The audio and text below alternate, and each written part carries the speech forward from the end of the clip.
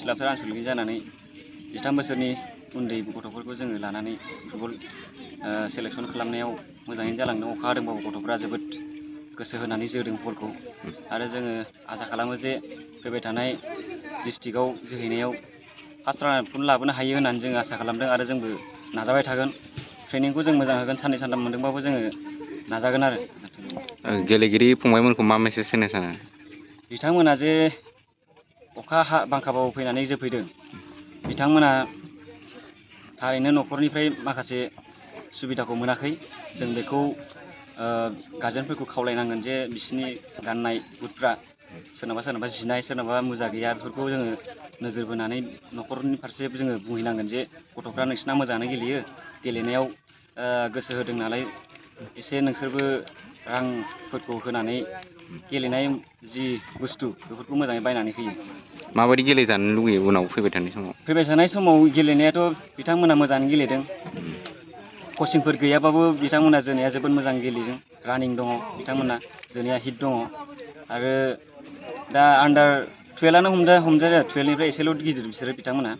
दा 12 बोसोरावनो इसेबां जोनो हादोंबा इयुनाव आन्डार 16, आन्डार 19 बेफ्राव मोजाङैनो जोहैगोन बिसोरो मोजां कचिं लानो मोननाय जायोबा। ओंखायनो बिथांमोनखौ आङो बेखौनो बुंनो सानो जे गावनि साननायफोरखौ जि गेलेनो लुगैदों बेखौ जाफुंहोनो नाजानांगौ।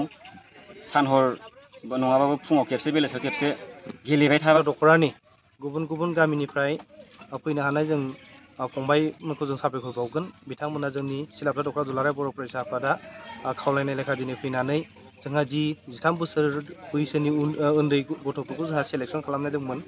दुलाराय बर' फरायसा आफादनि जि जोंहा जोंनि बर' लाइमोनफोरखौ गेलेनायनि फारसे एसे सांग्रांथि खालामनाय, बे लेखायैनो हयथ' थांनाय बोसोरावबो बेबायदिनो दुलाराय बर' फरायसा आफादा बे हाबाफारिखौ लादोंमोन। देग्लायबो दुलाराय बर' फरायसा आफादनि बिथोन बायदियै मोनफ्रोमबो जिल्ला, मोनफ्रोमबो दख'रानिफ्राय जोंहा आन्डार 13 फुटबल कम्पिटिसन होनो नागिरदों। बेनि लेखा जोंबो दिनै सिलाफोथा दख'रा हिसाबै नैबे जोंनि सिलाबालि गामिनि गेलेग्रा फोथाराव दिनै जों सेलेक्सन खालामनाय जादोंमोन। बे हाबाफारियाव जोंनि सिलाफोथा दख'रानि गामिफोरनिफ्राय फ्राय 80सो जोंहा जोलुर जोगिरिफोरा फैदोंमोन बिथांमोना। बिनिनो जों दिनै 18सा गथ'फोरखौ जों सेलेक्सन खालामबाय।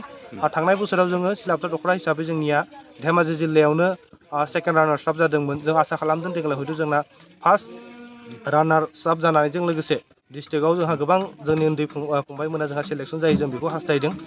बिनिनो जोंहा दिनै आं गिबि आखु जोंनि गेलेबोनायनिफ्राय बिथांमोनखौ साबायखर होगोन। आंनि दख'रानि मावथि बिथांमोनखौ आं साबायखर होगोन। बिथांमोना जे एथबां अखानि बोथोरावबो फैनानै जोंनि गथ'फोरखौ माखासे थुलुंगा होनाय हाबाफारिखौ लाबाय, बिनि थाखाय आं रोजा रोजा साबायखर होगोन। दा बे बिथिंनि फारसे